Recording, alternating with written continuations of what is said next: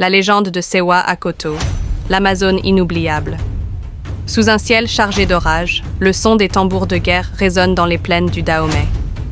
La tension est palpable, les guerriers du royaume se préparent pour ce qui pourrait être leur ultime bataille. Au cœur de cette agitation, une femme se tient droite, fière, le regard acéré. Sewa Akoto, chef des Agodjiés, l'élite des guerrières dahoméennes, Sewa est plus qu'une combattante. Elle est une protectrice, un bouclier humain pour son peuple et une conseillère fidèle du roi Béhanzine. Ce soir-là, le roi lui confie une mission cruciale, ralentir les forces françaises qui avancent inexorablement vers Abomey, la capitale. Sewa, murmure Béhanzine, le visage grave. Si nous tombons, ce royaume tombe avec nous. Toi et tes sœurs devez protéger cette terre coûte que coûte. Elle incline la tête, comprenant que cette mission pourrait être son dernier combat. Mais Sewa Akoto est prête à tout pour défendre son peuple. L'appel aux guerrières. Sous un arbre sacré, à l'abri des regards, Sewa réunit ses sœurs d'armes. Les Amazones, en formation serrée, écoutent leur chef. La lumière de la lune éclaire à peine leurs visages marqués par la détermination. « Mes sœurs », déclare Sewa d'une voix claire, « nous sommes les filles de cette terre. Ces envahisseurs pensent pouvoir briser notre esprit, mais ils ignorent à qui ils ont affaire. Ce soir, nous leur montrerons que le Dahomey ne plie jamais. Si nous devons tomber, que ce soit en guerrière. » Un murmure d'approbation parcourt les rangs. Elles savent que les chances sont minces, mais aucune ne recule.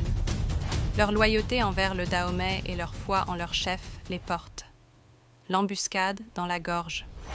Au petit matin, Sewa et ses guerrières tentent un piège audacieux. Elles choisissent une gorge étroite, un terrain qu'elles connaissent parfaitement. Cachées derrière des rochers, elles attendent l'arrivée des soldats français. Lorsque les premiers éclaireurs ennemis apparaissent, le signal est donné. Une pluie de lances s'abat sur eux, suivie d'un cri de guerre perçant. Les Amazones jaillissent de leur cachette, frappant avec une précision redoutable. Les Français, pris par surprise, subissent des pertes importantes. Sewa mène chaque charge, sa lance brillant au soleil. Son cri inspire ses guerrières et terrifie ses ennemis. Mais les soldats français, mieux armés et plus nombreux, se regroupent rapidement. Le dernier acte de bravoure. Alors que l'ennemi reprend l'avantage, Sewa prend une décision déchirante. Elle ordonne à ses guerrières de battre en retraite pour rejoindre le roi Béhanzine et protéger la capitale. Mais elle reste en arrière, seule, pour couvrir leur repli. Sewa affronte les soldats ennemis avec une rage et une détermination surhumaine. Elle esquive, frappe et se bat avec l'énergie du désespoir. Ses blessures s'accumulent, mais elle ne faiblit pas.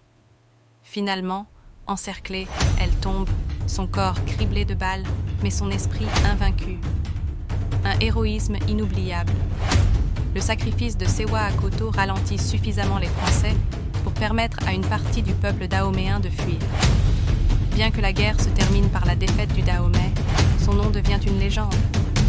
Même le général Alfred Dodds, commandant des troupes françaises, aurait rendu hommage à son courage. Elle était une ennemie redoutable et digne de respect. Conclusion, une héroïne éternelle. Aujourd'hui, Sewa Akoto est bien plus qu'un nom dans l'histoire. Elle incarne l'esprit indomptable des Amazones du Dahomey, ces femmes qui ont défié les normes, les armes et même le destin pour protéger leur royaume. Son histoire est un rappel poignant de la force, de la résilience et du courage des femmes africaines. Sewa Akoto n'est pas seulement une guerrière tombée au combat, elle est une lumière éternelle dans la mémoire collective du Dahomey et du monde entier.